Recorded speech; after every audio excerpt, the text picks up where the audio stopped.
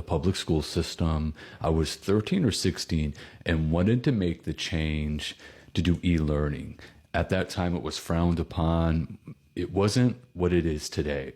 But one of the reasons why I was doing what I was doing at the time, even though I didn't really know what a spiritual lens was, I was learning, I knew something was lining up that path for me, and I was seeing the spiritual notes on the wall, or it would show itself to me in different ways. And that has to do with what is happening in our school system, in this country to be exact.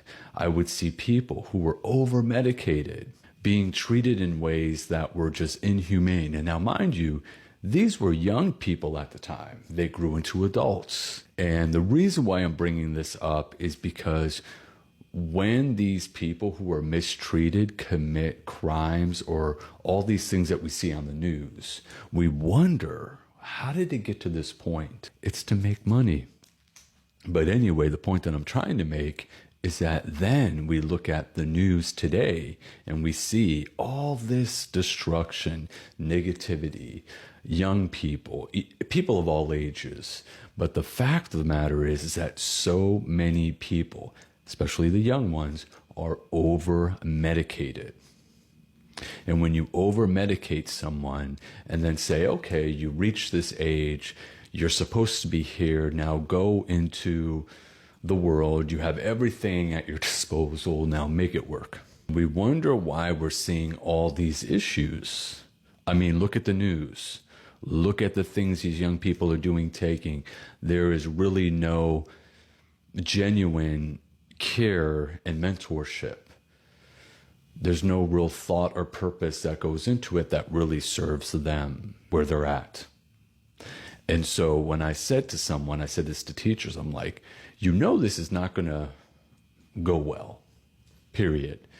And again, you know, over the course of when I was 18 to 20, and I would just see these things just pop up and happen, I'm like, I said that, I was there.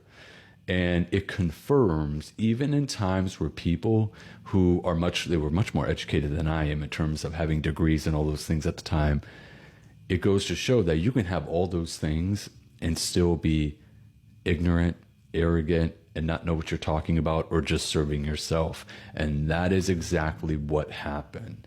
And with all these degrees and all material, worldly stuff anyway that people think they need in order to be happy and important, guess what? It didn't do no good for them, because now they, as a result, are suffering themselves. See, the thing is, the bad things we do to people, it just doesn't magically disappear.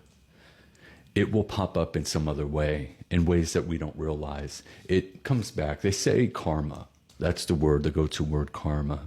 So if you're wondering if these things will stop, or if you're wondering how could we resolve this issue, we have to look at this system and how this system is treating a lot of these people.